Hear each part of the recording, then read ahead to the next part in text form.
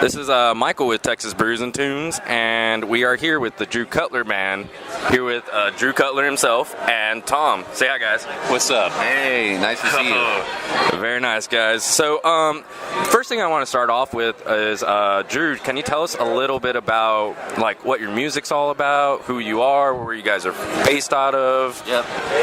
I think a couple of things are really cool about our trip down to South by Southwest. First and foremost, I'm a songwriter from Bushwick, Brooklyn. And Brooklyn in the house. Yeah, I'm really psyched because this is a really magical moment for me because I finally got to a place in my career where not only was I able to take some of my favorite bands from Brooklyn down here with me, but I was able to reunite with my old childhood friends. Tom, Kersey, and I actually played music in college together for almost like going on 15 years now. And so he still lives in Florida, but I live in New York. And so this was the first time that I was able to afford to bring all of my favorite musicians together in one place and play music. And that's with the group Unit J, right? Yeah, so like, I mean, we basically live in a giant loft that we converted into a live music venue called Unit J. And so it's a place where we make music all the time. We have shows there, we rehearse there, we do all types of stuff. And through that, we were able to basically meet and form a little community of musicians that I pulled down here. So we have 4 bands playing South by Southwest, and along with that, I was able to bring musicians from other places, other times in my life. We're hearing some music, live music all over the place. So yeah, so it's very loud. Thank y'all. And also, there's food everywhere too. True. So, you being a person that writes their own music, and I bet that collaboration there and that Unit J space itself is great for songwriting, right? Playing your ideas off of other people. How do you usually get into writing your own music? There's a lot of ways to write songs. Sometimes it comes from the music, like you have an idea musically, a melody. Other times you have a story that you want to tell. Just on the way in, Tom and I made up a few accidentally. Yesterday I said, this is true also, I was born in Birmingham, Alabama, and this lady goes, Alabama, it always rains in Alabama. And I was like, that's a fucking song right there. It always rains in Alabama. And like, it basically wrote itself, you know? So you start from a title, you can write it that way. You know, other times you have something that you want to say. One thing that I would say is, for me, it doesn't resonate, is that one has to be inspired to write. Like, I don't think that you get some like magical cloud that strikes you, and then all of a sudden this piece comes out of you. As an artist, you just work. You just get up and you just work. You just work every day, the same as a painter, a sculptor, a choreographer, like whatever it is. You get up and you do your craft, and you keep doing it, and at some point, it will get finished. Can you or Tom tell us what type of music you guys play? For those that don't know your music already. Right. I'm a songwriter, so it's not going to be far from the tree if you like songwriters like Ryan Adams, you know, folk influenced rock and roll songwriting. If you like classic rock bands like Pink Floyd or the Beatles, I think you'll hear a lot of influences. I was very influenced as a kid by punk rock as well, so you might hear like some like distorted guitars and stuff. But for the most part, it's straight ahead folk rock songwriting. So actually, Tom told me that he actually has 2 jobs with the band. He's also the bodyguard as well as the cello player. So yes, I did say that. Yeah. And so when you play as bodyguard, what does that entail, trying to keep people away from Dru or even get people to meet Dru? Well, it's generally guys that are trying to get to him, and I'm good at getting them to get away from me because they just look at my hair and they're like, I can't touch that. Get out of here. All right, so we'll pass it to Dru and see if he has any comments on Tom being a bodyguard for him sometimes. I want to tell a story about one of the first times I met Tom. Just so you have some background too. I mean, both Tom and I have degrees in music composition. Oh, okay. So we went to school for music, and what school is that, by? We're both from Florida. So we went to Tampa, Florida's University of South Florida, which is in Tampa, Clearwater, St. Pete. It's got a few campuses. So I lived in Tampa for like 20 years, and I was at a party, and Tom at the time, although he's married now, was single, and we were kind of talking to some gals, and we were bouncing around the party. And I was talking to this girl, Tom comes up out of nowhere, and she's like, oh, hey, who are you? And he goes, I'm a cellistic composer. Why did I do that? I don't know why you did that, Tom, but you definitely ruined my chances with those women. Damn. Like, Tom's like, it was amazing. But Tom's like one of these people that's likes. Yeah, you could tell me your purposes for this, but he likes to like make people feel a little awkward to see how they like to sort of get them. And after that, I think we were good friends. We met Rodell at the same time. We was at that art exhibit in Ybor City. Do you remember that one? No. Right. You were dating maybe Amanda at the time, or like right before that thing. Yeah. Before that, like right before that happened. Was I playing like avant-garde music there? Oh yeah, with John. Oh, awesome. Yeah. So, how many other people are there in the band with you? It always depends on the setting. Like tomorrow we're playing as a duo. Tomorrow night I'm playing as a quartet. In Brooklyn I sometimes play with 6 people. Depends on what it is. But I always have a bass player, a drummer, a lot of times a pianist or keyboardist, and sometimes a backup singer. So great. So is this both your guys' first time in Texas or Austin in general? It is my first time at South by. So I've been to Austin, I've been to Dallas, I've been to Houston, but not for the reasons of music. Awesome. Tom? I've never been here before. So first impressions then of Austin South by Southwest. I'm very stressed out. I want to go home. That's Tom's take, but good thing he only has to play one show. So, yeah, Drew? Oddly enough, like Tom and I are actually very introverted people, so it takes a lot of energy for me to be in a place that has so much to offer. It's almost like overwhelming to the senses. So I'm trying to reserve my energy just by like I'm hanging out with you for an hour, we're doing another thing for a couple hours, and then like it's back to the hotel to play guitar and watch Netflix. Yeah. So as Drew had said, he's an introvert, and it actually took us about 2 weeks of going back and forth in emails trying to set this up for this little interview with South by Southwest. Yeah, so this being your first South by show, is there anything that you're going to particularly play that you haven't tried, or you're going to play some like certain songs that you've already played before? I'm pretty psyched to play one of my favorite Weezer songs called El Scorcho, in which Tom Kersey plays on electric cello the guitar solo, which is pretty sick. If you've ever seen the cello player play a guitar solo, like he's the guy to see. I'm sure that must be a must-see right there. There's not a lot of people that can play an electric cello. No, you can do it if you play a cello. You just plug it in. You gotta make it sound more difficult than that. Like, it's impossible. No one can do it. I'm not playing this game. Now we're in a different game, aren't we? So we came here to Easy Tiger here on as we like to call it here in Austin, the Dirty Six, or East 6th Street, as we like to say. The Dirty Six? Yeah, so for those that, so Drew just asked me what the Dirty Six is. I don't know. I have no idea what that is. So in Austin, 6th Street is composed of a bunch of bars that are full of cheap beer, cheap shots options, and some whiskey bars, yes, and places where you can get cheap cigars. But the reason people call it dirty is because this is where a lot of the college students hang out. Which makes sense. Right. Just get really drunk. Exactly. But during South by, it turns into a music haven where showcases happen and everything. And you're playing at, tell our listeners, where are you going to be playing at in these next couple of days? So I'll be playing tomorrow at 2 p.m. at San Jack Saloon, which is right on 6th. March 15th, right? Yeah, we're also playing tomorrow night. I think if anyone wants to come to anything and to pitch one show, it'd be the Unit J Showcase, which is 9 p.m. to 1 a.m. tomorrow night, Wednesday night at San Jack Saloon. If they can't make those, I'm also playing an acoustic set on Friday night at upstairs, San Jack Saloon upstairs. So the guys are actually trying their first Austin food, which Tom got a... This is a cucumber salad, apparently. A cucumber salad, apparently. He looks kind of disappointed because it's kind of very small. Oh, it looks good. But it looks very good. Reminds me of myself. Very good and small, apparently. No, I'm not small. No, Tom is not small. He's a little bit tall. And Drew got a pastrami sandwich here at Easy Tiger. So, first impressions of Easy Tiger, Drew? This is some fat guy food right here. So, in other words, that means... It's tasty.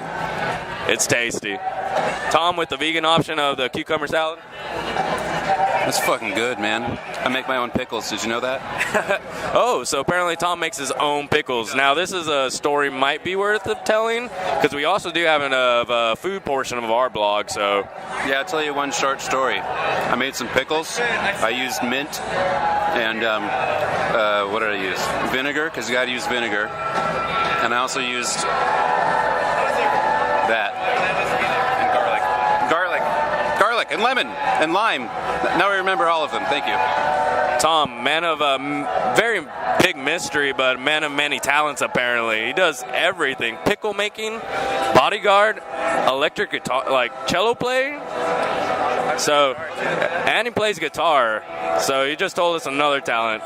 He's pretty much the Dos Equis guy, but of vegan options. And so also, as Drew knows, because he's seen our website before, we also cover a lot of beer. And Drew actually mentioned while we were emailing back and forth that he actually used to work for a brewery up in... Yeah, I worked for this brewery called Bridge and Tunnel Brewery, which is in Ridgewood, Queens, or like right on the borderline of Bushwick, Brooklyn.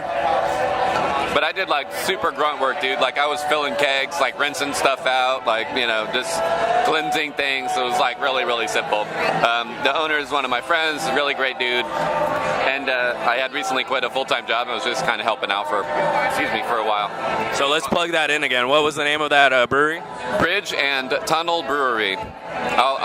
Bridge and Tunnel. Like Bridge and Tunnel, like so this is my story. So you told me the story of 6th Avenue.